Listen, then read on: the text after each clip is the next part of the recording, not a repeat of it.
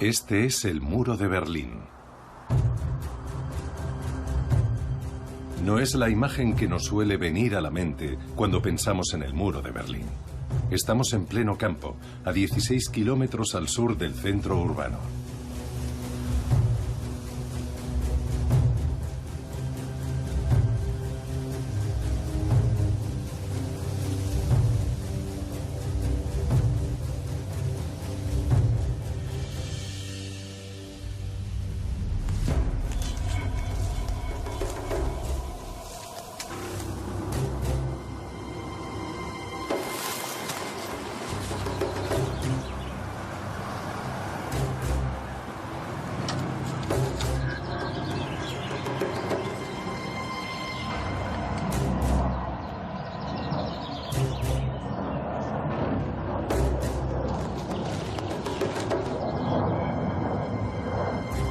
Por primera vez, unas imágenes grabadas en 1987 nos permiten dar una vuelta completa al muro.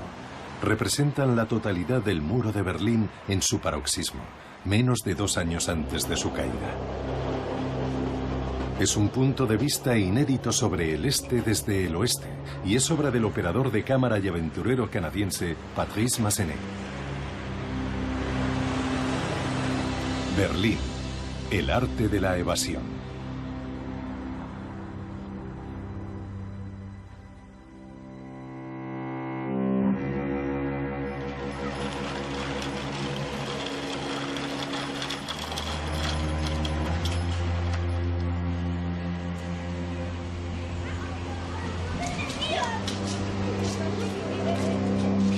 Esta película nos muestra el muro en la vida cotidiana de más de 2 millones de berlineses del oeste que vivían a la occidental en el interior de un recinto más extenso que el conjunto de los 5 distritos de la ciudad de Nueva York.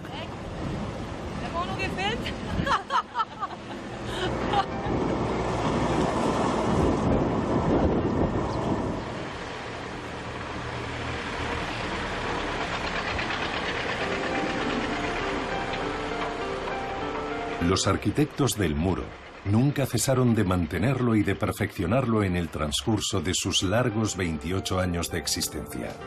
Cada intento de fuga, exitoso o no, era un nuevo pretexto para hacerlo cada vez más estanco.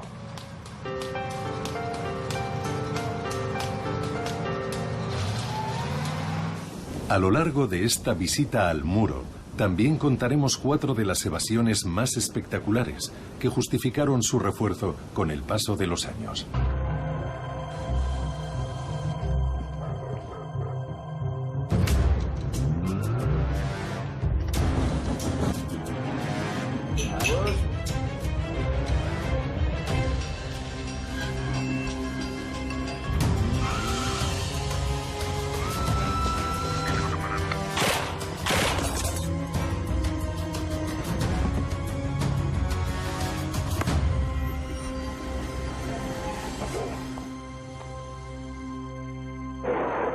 En 1945, los aliados se hacen con el control de la capital alemana, poniendo punto y final a la guerra.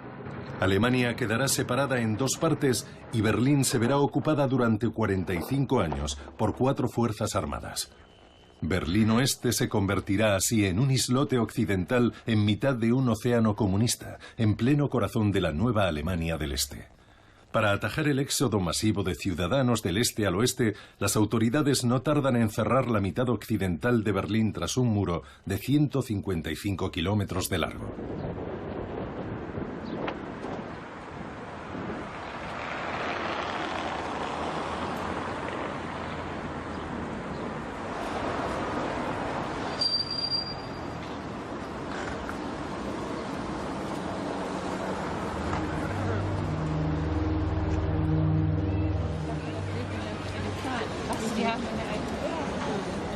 En el interior de esas fortificaciones, dignas de una cárcel de máxima seguridad, nadie trataba de escapar.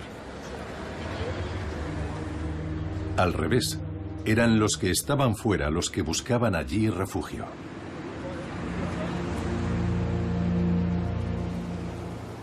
Pisar el interior del perímetro de Berlín Occidental suponía escaparse de la Alemania comunista.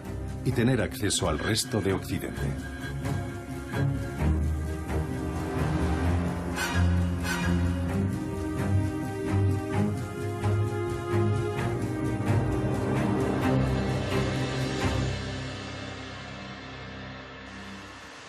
Fueron pocos los que se jugaron la vida y pasaron a la acción.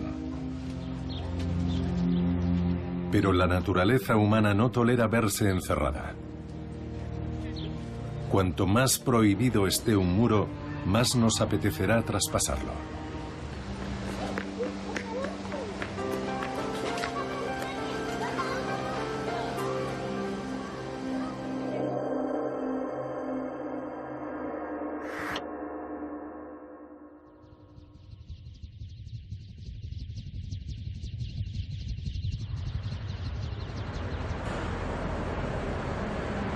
Para algunos, el muro pasó a ser casi como una frontera natural. La gente se adaptaba a él, como si ya formase parte del paisaje. Pero cuando uno se siente encarcelado, no puede evitar trazar planes de evasión.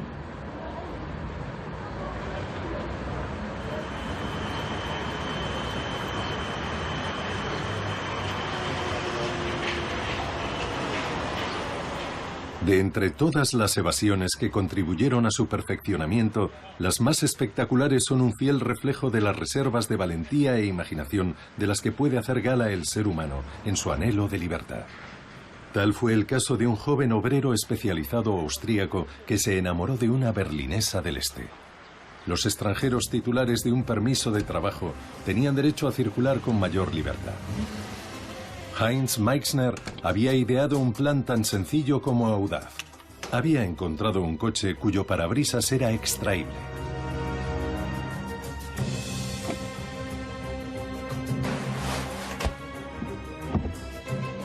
Esperaba poder cruzar la frontera sin problemas, pero sabía que la ausencia del parabrisas podría levantar sospechas entre los guardas.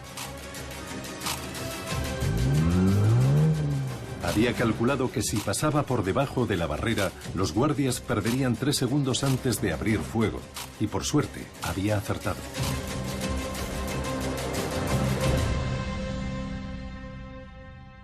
Al poco tiempo, se modificaron todas las instalaciones, añadiendo debajo de las barreras unos largueros de acero verticales.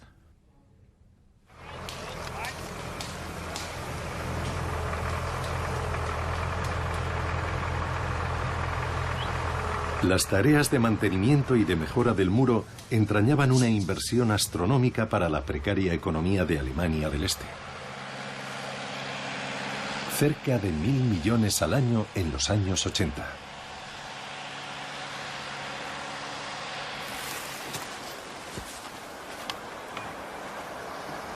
Por su parte, las ansias de evasión no conocían límites.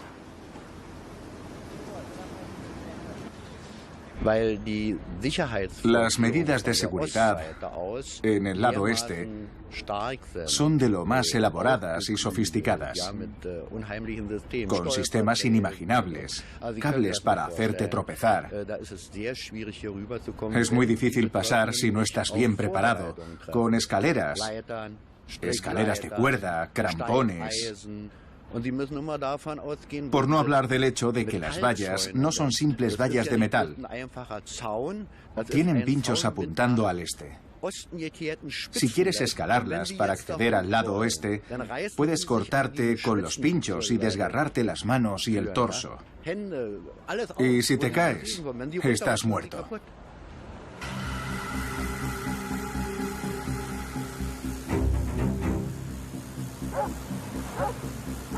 Emprender la huida pasando por este corredor de la muerte suponía una prueba de lo más agotadora. Antes de nada había que salvar el primer muro interno del lado este, de unos 3 metros de grosor y de cemento, a veces con alambradas electrificadas. Después había que evitar los cables de detección que disparaban bengalas, activaban alarmas en las torres de vigilancia o disparaban armas automáticas. Luego había una alambrada de unos 2 metros de altura rematada con alambre de espino. A continuación estaban los feroces pastores alemanes de la RDA atados a unas tirolinas que les permitían cubrir un amplio territorio. Si el fugitivo no quería exponerse a pisar una mina, era imposible no dejar huellas frescas en la arena que las autoridades rastrillaban periódicamente con dicho fin. Las superficies cubiertas de hierba disimulan en ocasiones un tapiz de clavos de 15 centímetros de largo. Y por fin nos encontramos con la parte más familiar del muro, una escalada de alrededor de 4 metros rematada por unos cilindros que complican aún más la faena. Quienes llegaban hasta aquí no habían visto aún el fin de sus tribulaciones, ya que en la cara oeste del muro había una franja que seguía perteneciendo a Berlín Este, y los guardias tenían todavía derecho a interceptar a los fugados o incluso a abrir fuego. La verdadera frontera eran los múltiples letreros que advertían de tales eventualidades.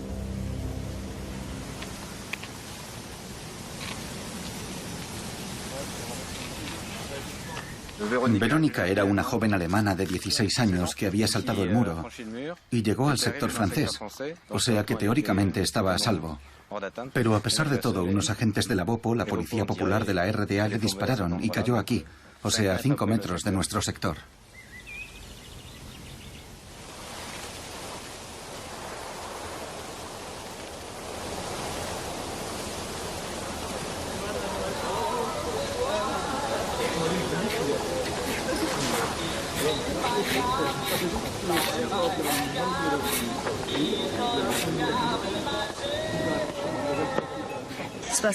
Los jóvenes de Alemania del Oeste que pasan por aquí nos dicen: esto es horrible, ¿cómo podéis vivir así? No se dan cuenta de que para nosotros es lo normal. Ya ni nos fijamos. Es algo con lo que convivimos. En invierno se ve el muro, pero el resto del año está escondido. Han instalado unos focos nuevos. Así que mi madre está contenta. Está todo tan iluminado que ya no hace falta encender la luz en casa. Eso que te ahorras. En Berlín, a ambos lados del muro, el problema de las fuentes de electricidad suponía un desafío perpetuo. En el lado occidental, por las restricciones de aprovisionamiento que causaba la presencia del muro, ya que aislaba Berlín Oeste del resto del mundo, y en el lado oriental, porque la red de producción era incapaz de satisfacer toda la demanda en Alemania del Este. El alumbrado permanente del conjunto del muro por las noches suponía un gasto considerable de electricidad para los berlineses del Este, sobre todo cuando hacía frío. Además, nos pueden vigilar, porque detrás del muro hay unos raíles. Y cuando pasan, se paran a filmar lo que hacemos aquí. Es muy sencillo. Desde aquí nosotros solo vemos cabezas y cámaras.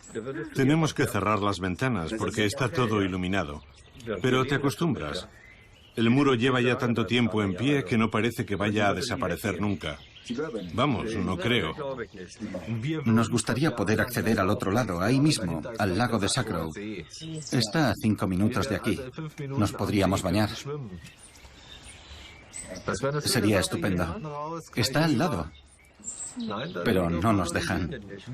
En solo 15 minutos podríamos estar en Potsdam.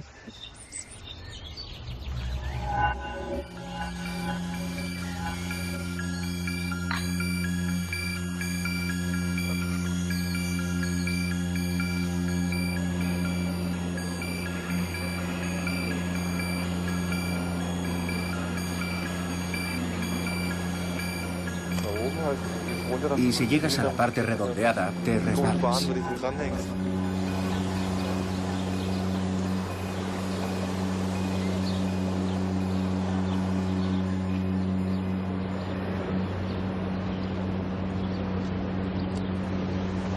Los disidentes que soñaban demasiado abiertamente con la libertad, así como los que pasaban a la acción y eran detenidos en el intento, iban directos a la cárcel, sin posibilidad de comunicarse con sus allegados.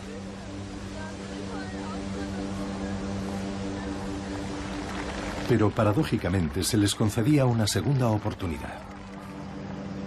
Alemania del Este tenía una necesidad imperiosa de divisas extranjeras y mantenía en secreto con el Oeste un controvertido tipo de transacción, la venta de presos políticos. Esta se convirtió incluso en una de las principales fuentes de ingresos del gobierno comunista. Entre 1963 y 1990, Alemania Occidental gastó en torno a 2.000 millones de euros para liberar a cerca de 32.000 presos políticos.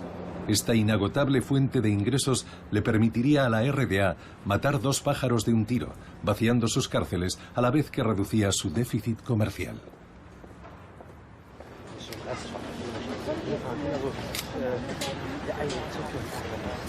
En 1987, la libertad de estos jóvenes de Alemania del Este se cotizaba a 50.000 euros por cabeza. Me llamo Klaus-Dieter Prinz y tengo 25 años. Me acusaron de intento de huir de la República y me condenaron a 26 meses de cárcel. Intenté escaparme ilegalmente de la RDA porque estaba siendo vigilado por los órganos del Estado. Huí a pie hacia el sur de Berlín Oeste. Había conseguido burlar los sistemas de alarma, pero me detuvieron justo antes de la última barrera. Me tuvieron en prisión preventiva en Potsdam, en el Ministerio de Seguridad del Estado. Me manifesté delante de una tienda. Era un supermercado, como dicen ahora. Llevaba una gran pancarta de cartón en la que había escrito «Libertad de circulación para los alemanes». Debieron de pasar 15 minutos hasta que llegaron unos policías y me detuvieron. Me condenaron a 1 año y 10 meses de cárcel. Me llamo Frank Plunse y nací en 1962. Las autoridades me acusaron de intento de evasión y de terrorismo fronterizo y me encarcelaron en la RDA. Habíamos robado un vehículo blindado del ejército en un puesto fronterizo en obras y tratamos de embestir las barreras de seguridad para llegar a Berlín Oeste. Me condenaron a 8 años y medio de cárcel, de los cuales cumplí casi 5. Y sí, fue la esperanza de irme lo que me ayudó a aguantar.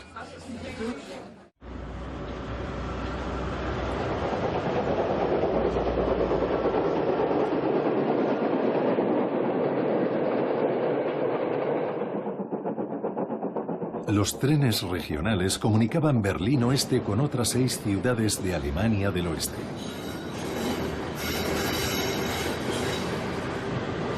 Uno de ellos fue el teatro de una ingeniosa evasión.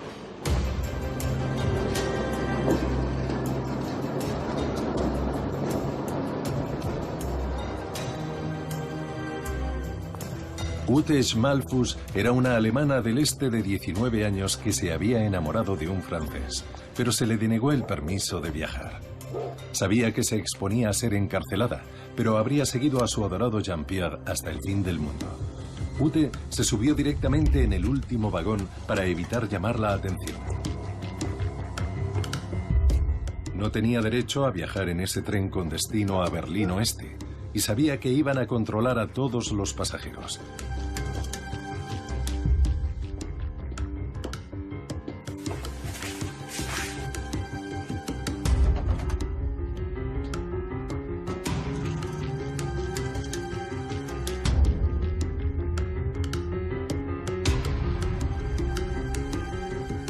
El plan de Jean-Pierre era disimularla dentro de 2 maletas, la suya y la de su amigo Charles.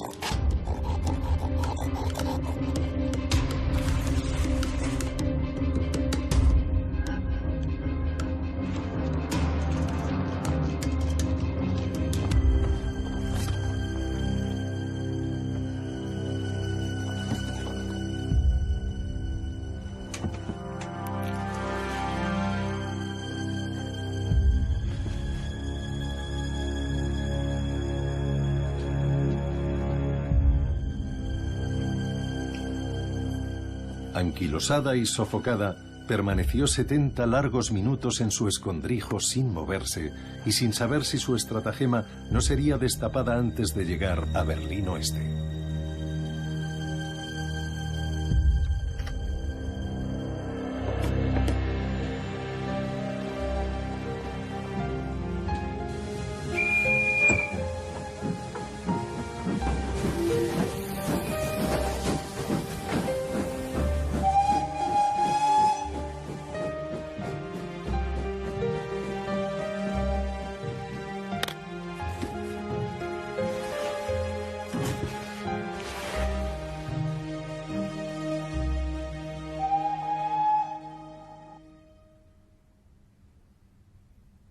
La cobertura de las evasiones por parte de los medios de comunicación les indicaba a las autoridades los puntos débiles de su sistema.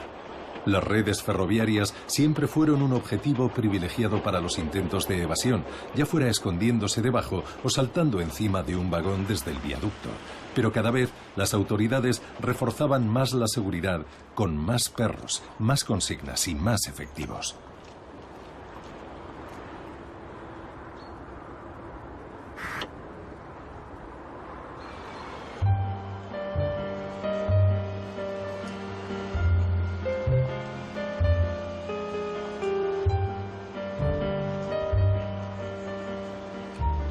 Los que tenían la suerte de contar con un permiso de residencia en el oeste solían aprovechar para hacerse con provisiones y regalos.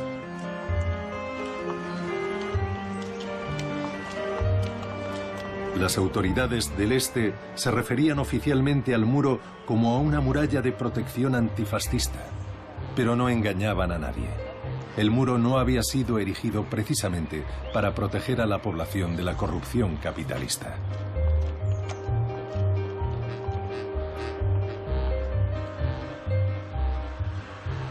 A ambos lados del muro, la gente se acostumbró al absurdo del día a día.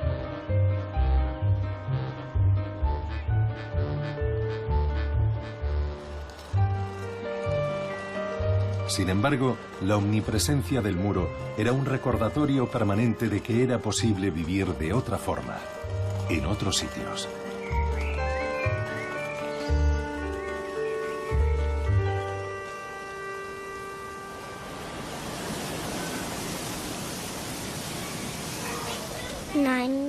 A mí no me molesta el muro, pero he oído en la tele que lo van a destruir pronto.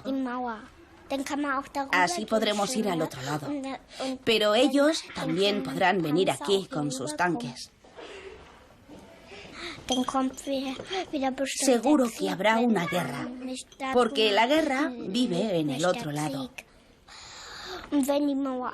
Cuando derriben el muro, podremos ver un montón de conejos.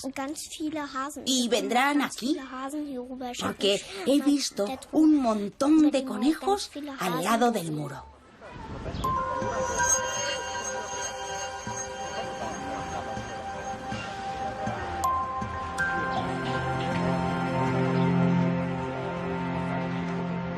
Los 62.000 kilómetros cuadrados de la Potsdamer Platz, el antiguo corazón de Berlín que quedó arrasado durante la guerra, no representan más que una fracción de los terrenos que se han vuelto inaccesibles por culpa del muro.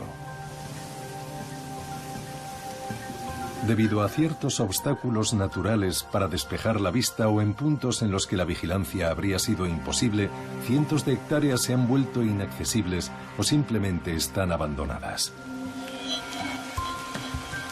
Eso sí, para regocijo de los conejos, que eran demasiado ligeros como para detonar las minas y ahora podían multiplicarse como conejos.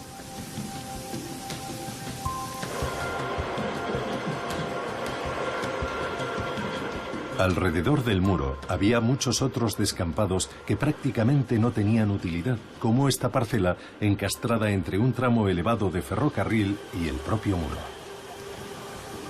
Pero este berlinés del oeste, Thomas Ziegler, y sus amigos encontraron que era un lugar con una buena exposición al sol y lo convirtieron en un huerto. Yo quería tener un jardín, y mi amigo también. No nos salió caro, porque hay mucha gente que dice, no, yo no quiero un jardín al lado del muro. Sería mejor si no estuviera el muro, pero la ventaja es que no hace falta vallarlo. Oficialmente estamos en la RDA. No sé cuándo volverán a pasar los guardias, pero vienen de vez en cuando. Se pasan a ver el terreno, como si estuvieran de paseo. Vienen solo para hacer respetar su estatus. Pasan bordeando el muro por nuestro lado, nada más. Son muy educados. No tenemos ninguna queja en ese sentido. Evitan pisar las verduras. Un día, ¿te acuerdas, Bern? Les dijiste, chicos, ¿queréis una cerveza? Pero no nos contestaron. Lo único que no les gusta es la caseta que tenemos allí, el retrete. Lo tenemos que demoler. Sí, es un retrete. Si queréis puedo decir aseo, que suena más fino. Tiene que desaparecer. No autorizan ninguna construcción en su territorio.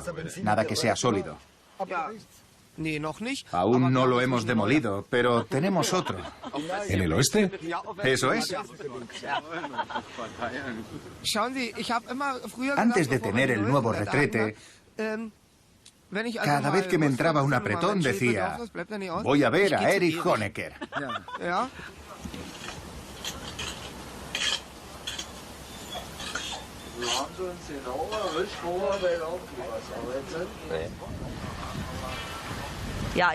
Mi familia vive justo al otro lado, allí, en ese edificio.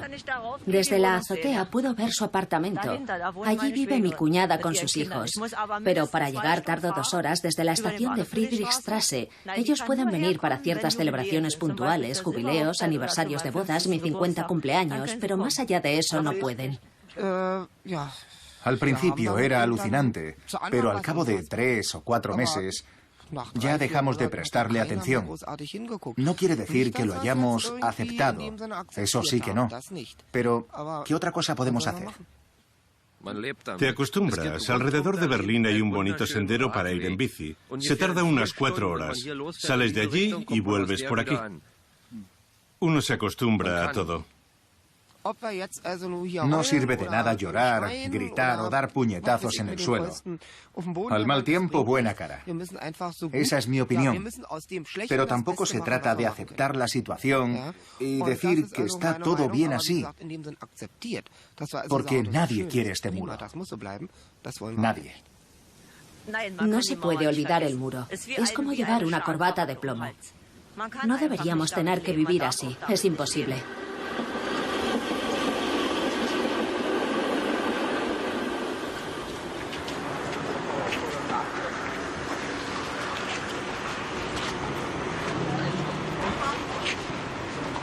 ¿Cómo que he dejado de ver el muro?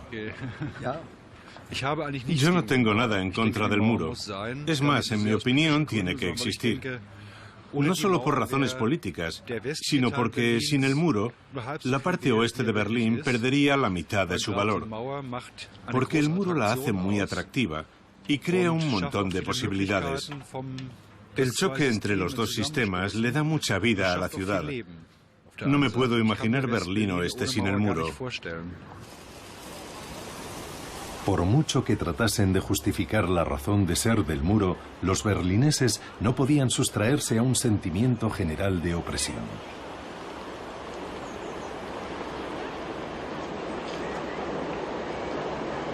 Aparte de los espías, los berlineses del este que gozaban de un salvoconducto para entrar legalmente en Berlín oeste eran poco numerosos.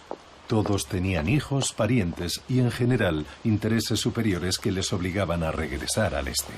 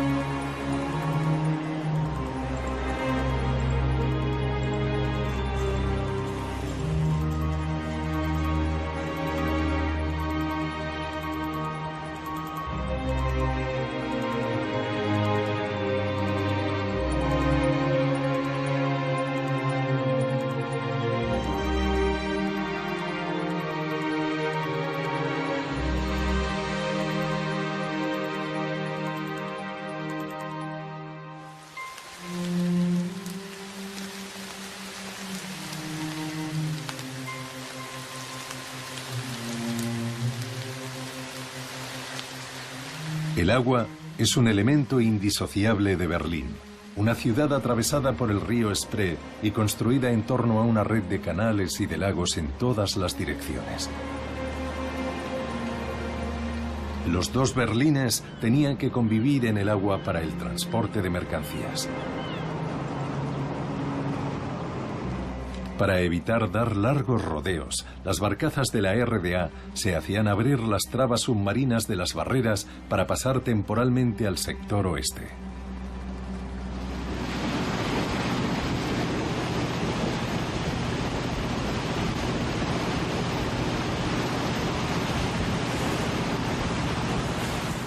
Además, todas las embarcaciones eran controladas por la Guardia Costera de Alemania Federal bajo la supervisión de la Policía Militar Americana a bordo de sus propias lanchas.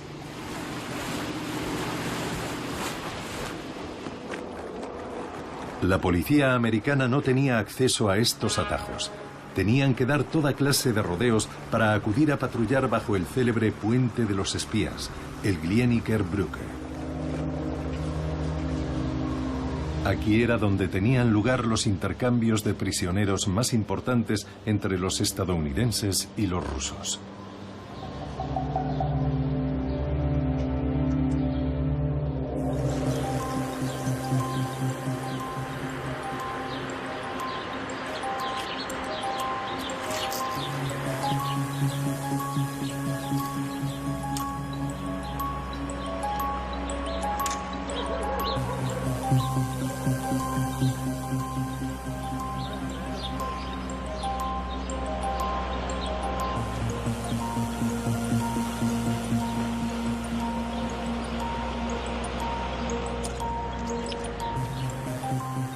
En algunos puntos, la división de la ciudad seguía el curso del río Spree. Se podría pensar que más de uno se dejaría tentar por una travesía de unos 50 metros, pero casi toda la orilla estaba trufada de obstáculos. Por no hablar de las temibles lanchas de los Grenzsoldaten, la guardia fronteriza de Alemania del Este que patrullaba las aguas día y noche.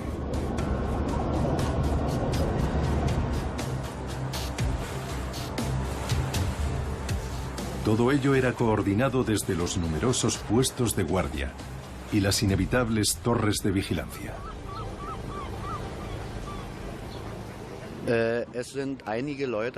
Algunos han tratado de cruzar el río Spree a nado.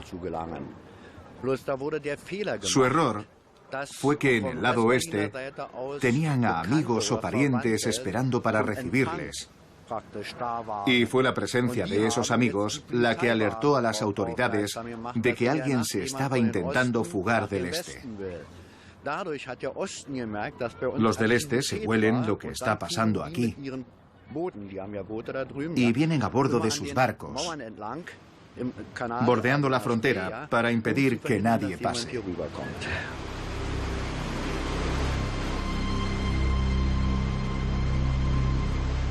Cerca del Landwehrkanal, el único acceso fluvial a Berlín Oeste en este punto, el territorio de Berlín Este se extendía a toda la superficie del Spree, por lo que mientras los fugitivos estaban en el agua, se hallaban a merced de los guardias.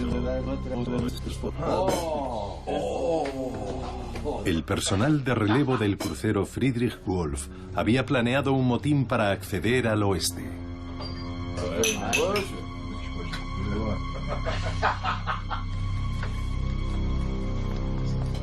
En secreto, habían hecho subir a bordo a varios de sus amigos disfrazados de personal de mantenimiento.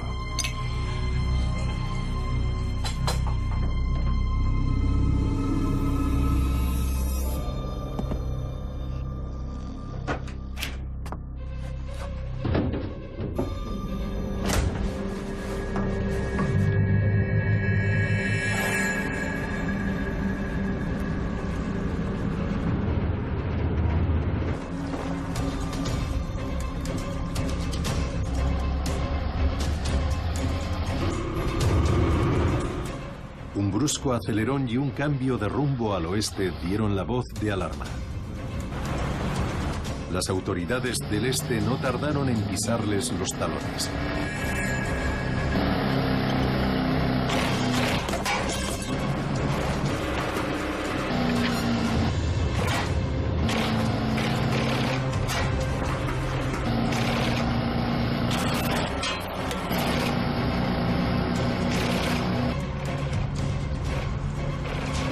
Abrieron fuego a discreción y unos proyectiles acabaron impactando en el lado occidental, lo que desencadena la respuesta de los policías de Alemania del Oeste.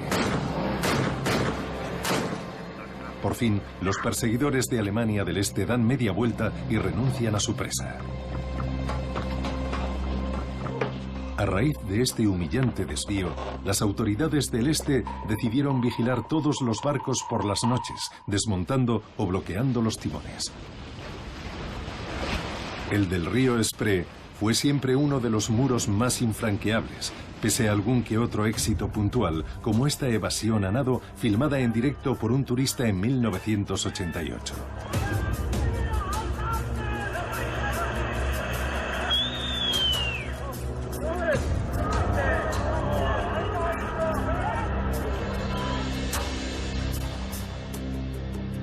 Los Grenzsoldaten no estaban autorizados a disparar en territorio occidental y temían las represalias.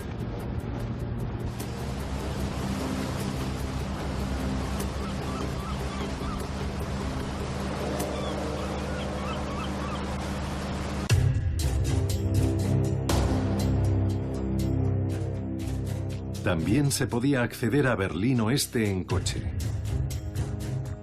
La ruta principal era la autovía BAB2. Había que pasar por el puesto fronterizo entre las dos Alemanias, el llamado Checkpoint Alpha. El trayecto cubría unos 150 kilómetros en territorio de Alemania del Este, bajo una estrecha vigilancia, sin áreas de descanso y sin el menor comercio. Era una autovía muy transitada. Por contraste, la autovía 111, situada al norte de Berlín Oeste, solo conducía a Alemania del Este. Estaba casi desierta, pero no por ello menos estrictamente vigilada en ambas partes.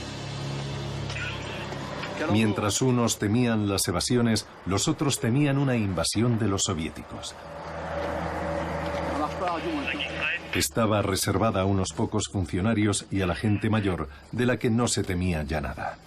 Ningún turista de Alemania del Este había recibido la autorización para tomar la autovía para dirigirse al aeropuerto Tegel de Berlín, aunque solo fuese para volar a una playa de Bulgaria o de Cuba.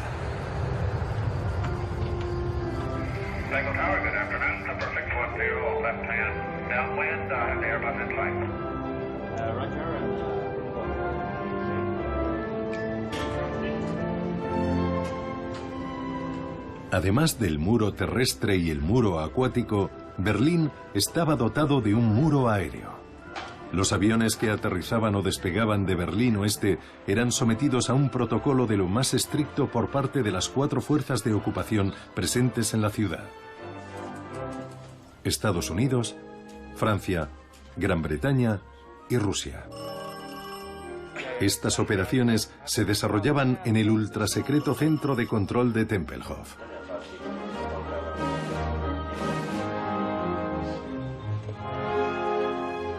El objetivo de este sistema era evitar que la defensa antiaérea de Alemania del Este o los cazas rusos abatiesen un avión civil con pasajeros.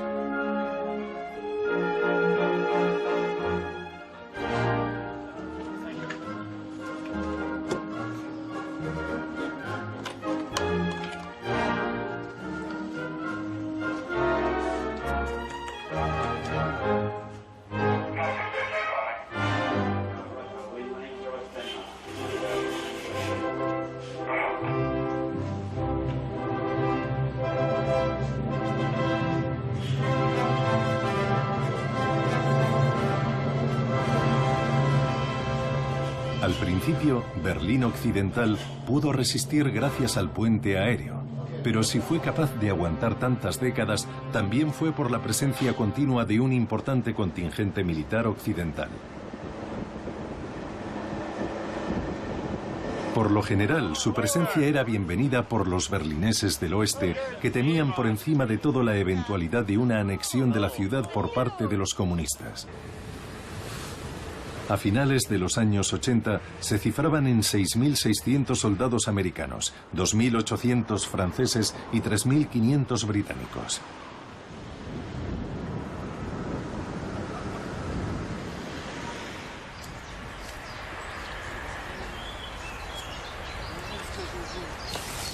Se enfrentaban a unos 11.500 guardias fronterizos del lado oriental y un número indefinido de soldados rusos.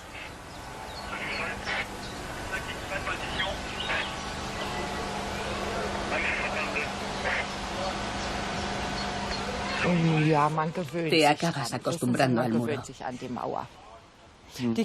Los niños vienen a jugar aquí, juegan al tenis, pintan en el muro.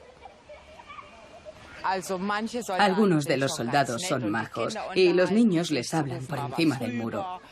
Les hablan de sus mascotas, les preguntan si vienen todas las noches. Es gracioso. Y los soldados les contestan, aunque hay otros que no se dan por aludidos.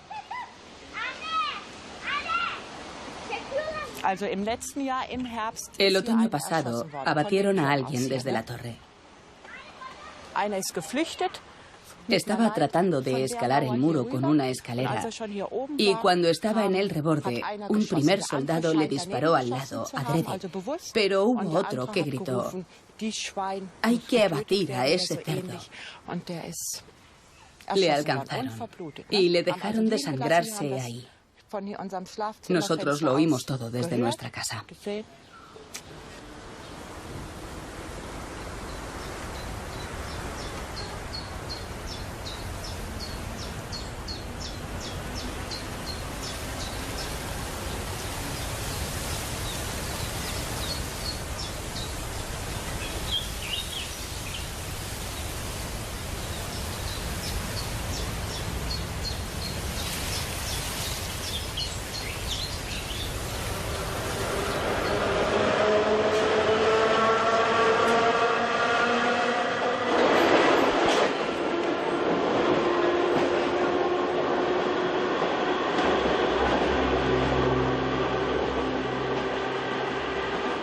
En el este, la red de trenes regionales solía estar aislada del resto de la red ferroviaria, menos en un punto, la estación de Albrechtshof. Se había previsto retirar la vía, pero se limitaron a obstruirla.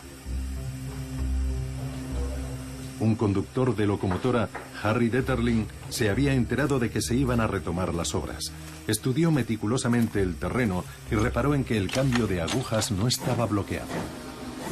Como era habitual que el personal cambiara de línea con frecuencia, pidió que se le asignara aquella cuyo destino final era la estación de Albrechtshof. Solo faltaba ya neutralizar el freno de emergencia.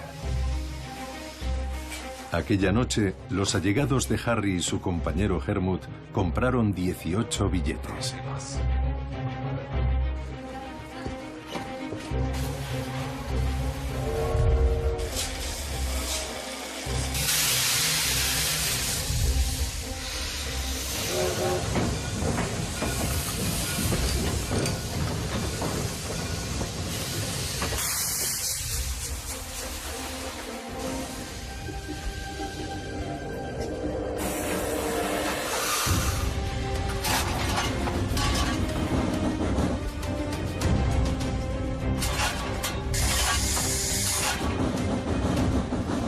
Los pasajeros que estaban en el ajo temían tanto como Harry la posibilidad de un descarrilamiento.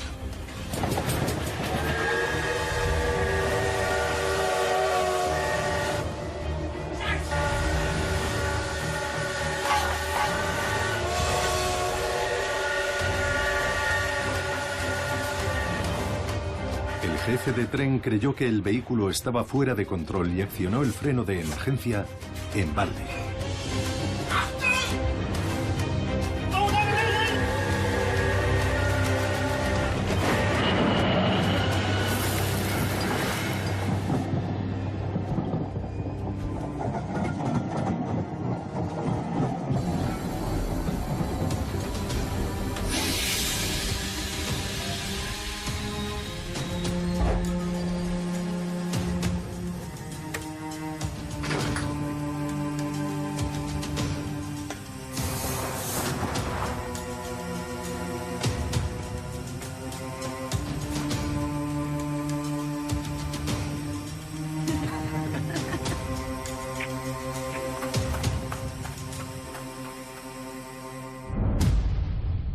La audacia de Harry Detterling permitió huir al oeste a 5 familias al completo. La línea fue destruida al día siguiente.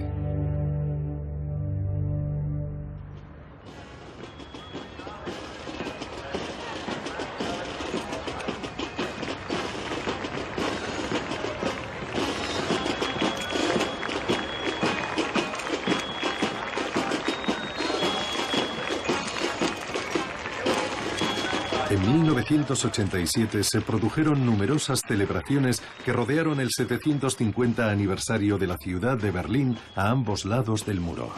El desfile militar, organizado en el lado occidental, formaba parte de una clara maniobra de intimidación entre rivales.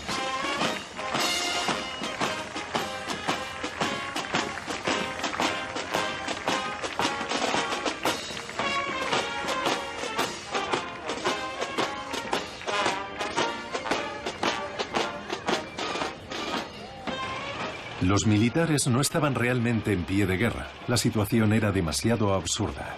Pero las fuerzas presentes estaban en pleno apogeo de la Guerra Fría y habría bastado con una chispa para hacer saltar el polvorín y quizás hasta desencadenar una guerra mundial.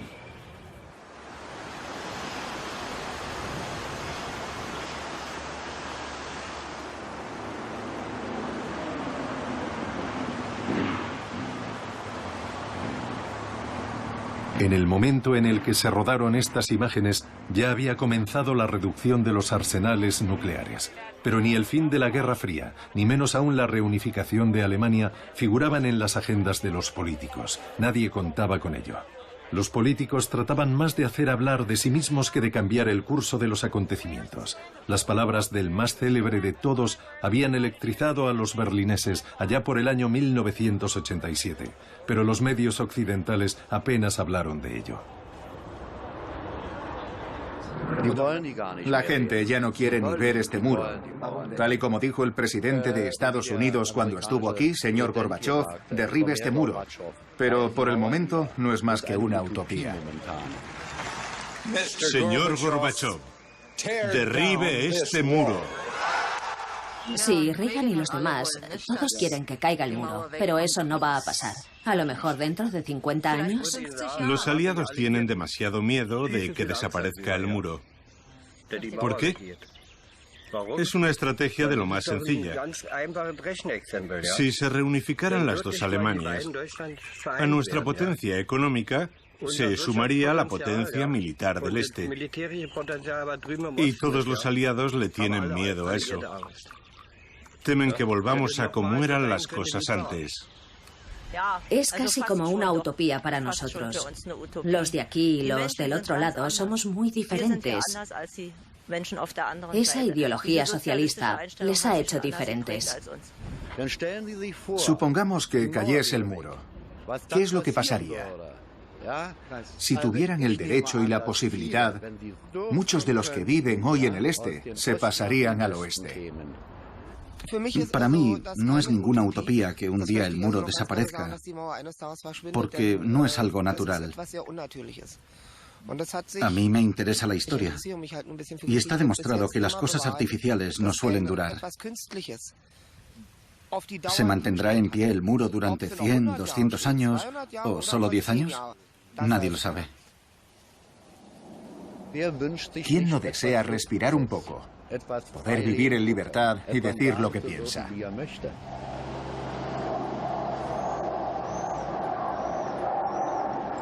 La construcción del muro puso fin a un éxodo continuo de más de 3.800.000 alemanes del este hacia el oeste. Sin embargo, nunca llegó a contener su ardiente deseo de libertad. El muro cayó a los 2 años de filmarse las imágenes de esta película. Según las cifras oficiales, habrían muerto 138 personas en su intento de franquear el muro frente a las cerca de 5.075 que sí lo consiguieron. A pie, disfrazados con uniformes de soldados rusos, por túneles subterráneos, en globo aerostático, con la ayuda de una tirolina entre 2 edificios, a bordo de un avión ultraligero e incluso con una vaca de Troya, Todos hicieron un alarde de audacia, de valentía o de imaginación. Y es que los seres humanos no estamos hechos para que nos empareden.